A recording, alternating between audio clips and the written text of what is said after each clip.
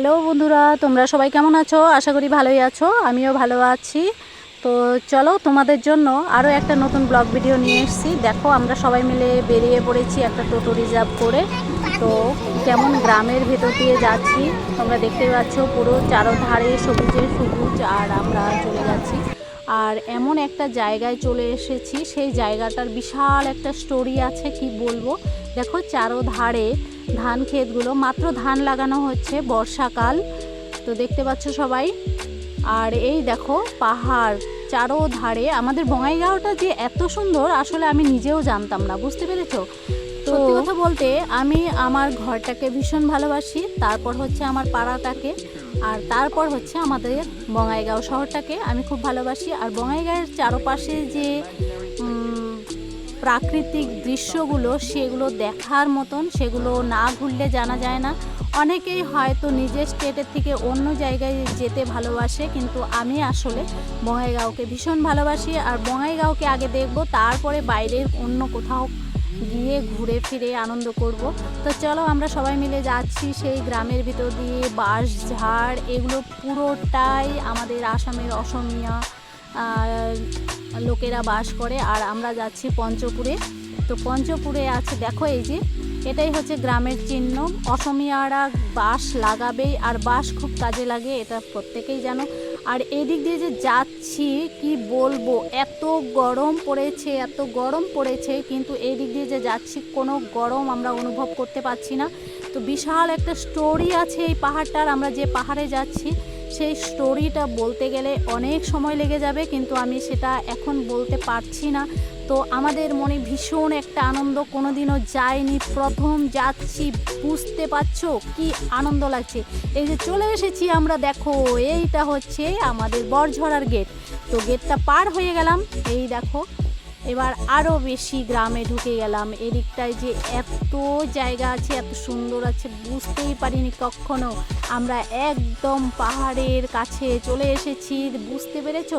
বৃষ্টি হয়েছে, আর এই বৃষ্টির জল জমে গেছে, আর এই জলে ধান, এদিকে ধান প্রচণ্ড ভালো হয়। গ্রামের আশেপাশে লোকেরা ধান রোপণ করছে, কেউ মাছ ধরছে। দেখার মতো দৃশ্য, তোমাদেরকে দেখাতে পারছি না, পুরোটা উঠাতে পারছি না, কেননা আমাদের ওইদিকে আবার দেরি হয়ে যাবে।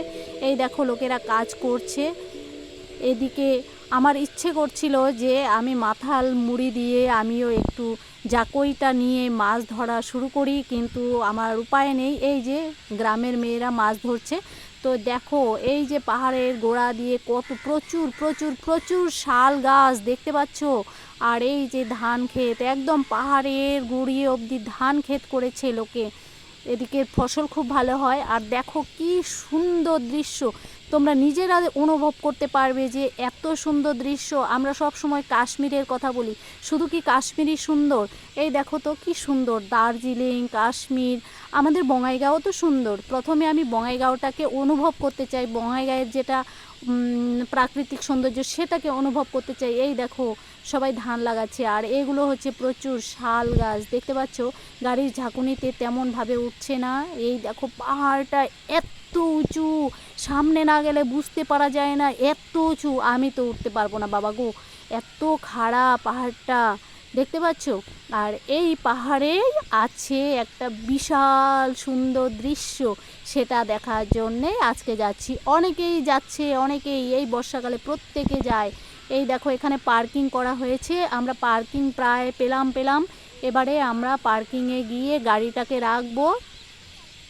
তোমরা দেখতেই পাচ্ছ, আমরা শুধু লেডিসরা চলে এসেছি। তো আমরা সবাই মিলে জুটি করে চলে এসেছি, ছেলেরা আমাদেরকে নিয়ে আসে না। এই দেখো অনেক লোক এসেছে, তার চিহ্ন দেখতেই পাচ্ছ, কত দূর দূর থেকে এখানের দৃশ্য দেখতে চলে আসে। এই দেখো ব্রিজ বানিয়ে দিয়েছে, এরকম ব্রিজ 3টে আছে, দেখতে পাচ্ছ কি সুন্দর চারিধারটা। তো এখানে আমরা অনেকেই সেলফি তুললাম। আর এদিকে প্রচুর বানর আছে জানো তো, আর শুনেছি রাতে নাকি বাঘও বের হয়। তো যাই হোক, রাতের বেলা কেউ থাকে না, তাই বিকেল গড়িয়ে আসার আগে আগে আমাদের চলে যেতে হবে। তো দেখো বিশাল বড় বড় পাহাড়ে পাথরের গায়ে কি কি আঁকিয়ে রেখেছে। এই দেখো বানর আছে, এই দেখো এটা কি বড় ড্রাগন অজগর গো, কি সুন্দর অজগর সাজিয়ে রেখেছে, বানিয়ে রেখেছে, আরও বিশাল প্রজাপতির একটা দৃশ্য। তো সেই দৃশ্যতে আমরা ফটো তুলেছি, আমরা সেলফি নিয়েছি। এই দেখো হরিণও আছে গো, ওরে বাবা এত কিছু আছে, বুঝতে পারিনি তো কখনো। আর এই পাহাড়টার নাম কি জানো তো? ঘুমেশ্বর পাহাড়। কারণ এই পাহাড়ের একটা বিশাল স্টোরি আছে, আমি আগেই বলেছিলাম, কিন্তু এই স্টোরিটা বলার মতন অনেক সময়ের প্রয়োজন আছে, তার জন্য বলতে পারছি না। এই পাহাড়টা আসলে একজন রাজা ছিল, আর সেই রাজার নাম ছিল, মানে সেই রাজা গরিব দুঃখীদের প্রচণ্ড হেল্প করেছিল। আর সেই হেল্পের জন্য, আর ঘুমিয়ে থাকা অবস্থায় সে হেল্প করতো, কারো সামনে আসতো না, লুকিয়ে থেকে, মানে সবাই ঘুমিয়ে থাকতো, অথচ তাদের ক্ষেতের হাল বাইয়ে দিত। মানে প্রচণ্ড একটা স্টোরি আছে, বলতেই মানে আমি কি বলবো, আমি ভীষণ উৎসাহী, আমি ভীষণ এক্সাইটেড, কিন্তু আমি বলতে পারছি না, এত শর্ট সময় আমাদের, কিন্তু আমরা স্টোরি শুনেছি। এখানে পূজারি আছে, পূজারি পুজো করছিল, আর সেই পূজারির থেকে আমি শুনেছি, আরও গ্রামবাসীরা অনেকেই এখানে দেখাশোনা করে, তো তাদের কাছে শুনেছি সেই স্টোরিটা, অন্য একদিন শোনানো যাবে। যাই হোক, সেই রাজা হঠাৎ করে মানে গায়েব হয়ে গেছিল, আর তাকে এখনও গ্রামবাসীরা পুজো করে। আর দেখো ফাইনালি চলে এসেছি আমরা সেই ঝর্ণার সামনে, যেটার নাম হচ্ছে বরঝরা ঝর্ণা। আর এই পাহাড়ের নাম হচ্ছে ঘুমেশ্বর পাহাড়। ঘুমেশ্বর একজন রাজার নাম ছিল, আর তার 4 পুত্র ছিল। সেই পুত্র, সরি চারটা না, 2জন পুত্র ছিল। তো ওটা হচ্ছে ছোট ছোট পাহাড়, এরা এখানের মান্যতা আর কি, এটা হচ্ছে এখানকার মান্যতা।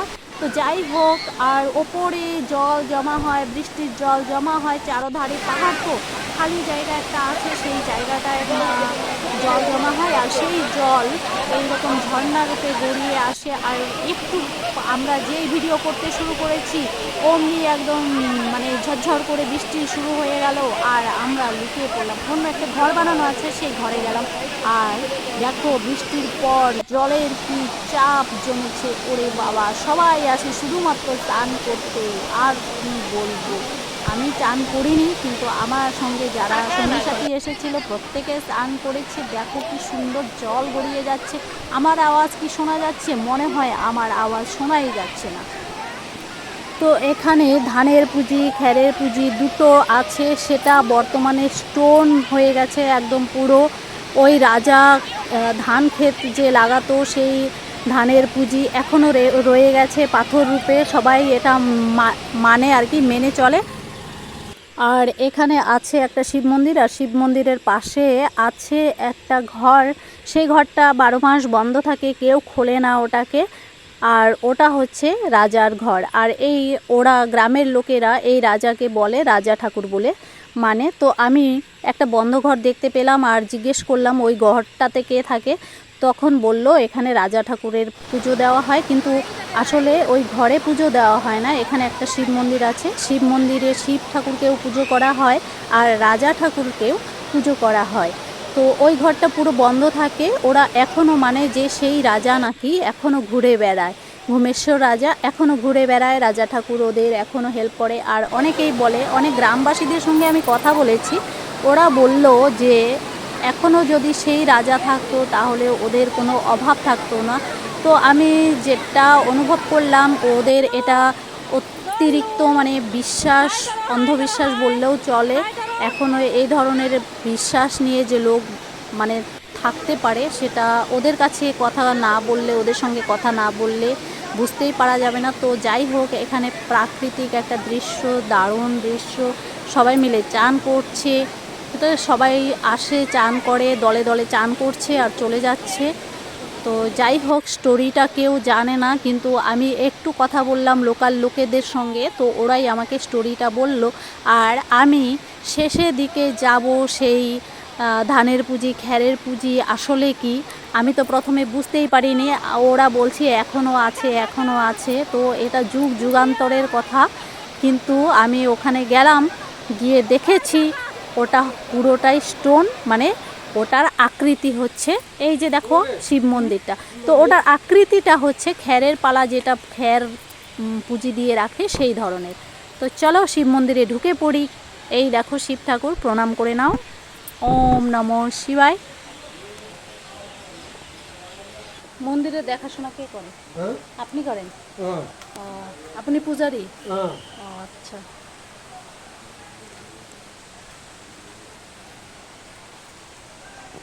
কিমান বছর ধরে করি আছে? আপনি ইয়াতে 25-26 বছর? ও আচ্ছা আচ্ছা, ভালো। আপনার নামটো জানিব পারো? নামটো কি আপনার? ধীরেন বড়ুয়া। ধীরেন বড়ুয়া, ও আচ্ছা, ঠিক আছে।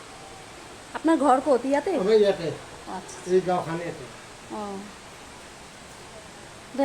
কি শিবরাত্রিত হেরি হয় না? মেলা হয়। আর ভোলে ভোমতো হয়, মানে শাওন মাহ আর শিবরাত্রি। আচ্ছা আচ্ছা। তো চলো সমস্ত স্টোরি তো কালেক্ট করলাম, এবারে আমরা বাড়ি চলে যাব। বৃষ্টি এখন নেই, রোদ উঠেছে চারোধারে, গাছের মধ্যে রোদ। দেখো কি সুন্দর হলুদ দেখা যাচ্ছে, আর চারিধারে দৃশ্য অপূর্ব সুন্দর, মানে আকাশ আর মাটির যে একটা সুন্দর মেলবন্ধন, সেটা এখানে না এলে জানতে পারবে না কেউই। দেখো কত সুন্দর, সবাই মিলে চলে যাচ্ছি। আর ওই দোকানটাতে একটু খেয়ে নেব। ঘুরে ফিরে প্রচণ্ড খিদে পেয়ে গেছে। আমরা নিয়ে এসেছিলাম সিঙ্গাড়া, আর সঙ্গে এখান থেকে দোকানে দেখি কি পাওয়া যায়। তো আমরা সবাই মিলে বসে এই স্টলটাতে, ছোট্ট স্টলটাতে খেয়ে নিই। তো এখানে বেশি কিছু পাওয়া যায় না, দেখো এখানে শুধু পেঁয়াজি, আর পেঁয়াজিটা এত টেস্টি কি বলবো, দারুণ লেগেছে আমার খেতে। দুটো 10 টাকা করে, আর দুটো খেয়ে ভালো লাগার পর আমি আরও দুটো নিয়ে নিয়েছি। এবারে চলো আমরা, এই যে বিকেল হয়ে গেছে আর এই দিকে ছায়া পড়ে গেছে, আর দেখো একটু তাপ হতে না হতে কি সুন্দর ধোঁয়া উঠছে, দেখতে পাচ্ছ দারুণ একটা ধোঁয়া উঠছে। কিন্তু পাহাড়টাকে ছেড়ে যেতে চাইছি না, ইচ্ছে করছে না, কিন্তু উপায় নেই। এখানে প্রচুর বানর, আসতেই আমরা দেখেছি। সেই বানরটাকে ভিডিও করতে পারিনি, কারণ আমার ফোনটা না তখনই ডিস্টার্ব করা শুরু করেছিল, বুঝতে পেরেছ? তো ওই জন্য আমি ফটোগুলো ভালো করে ক্লিক করে নিতে পারিনি, তোমাদেরকে নয়তো আরও সুন্দর করে দেখাতে পারতাম। তো যাই হোক, ওই দেখো ধোঁয়া উঠছে, তো আমি নিয়ে নিয়েছি। ওরা ওইদিকে রয়েই গেছে, আর আমি এসে এই পাহাড়ের দৃশ্যটাকে তোলার জন্য এদিকে চলে এসেছি। আরও এখানে জানো একদম নেটওয়ার্ক পাচ্ছে না, আমরা যে কোনো শর্ট ভিডিও করব বা কিছু করব, কিচ্ছু করতে পারছি না, পাহাড় প্রচণ্ড উঁচু এখানে। তো চলো আমার আজকের ভিডিও এইটুকুই, আরও নিয়ে আসবো অন্য ভিডিও, দেখা হবে পরের ভিডিওতে। এবারে আসছি, টাটা, ভালো থেকো, সুস্থ থেকো। আর আমার ভিডিওটা যদি ভালো লেগে থাকে অবশ্যই একটু লাইক শেয়ার কমেন্ট করে দেবে, আর সাবস্ক্রাইব করে চ্যানেলটার পাশে থাকবে। নিয়ে আসবো পরবর্তী ভিডিওতে, দেখা হবে আবার। এবারে আসছি, টাটা, ভালো থেকো, সুস্থ থেকো।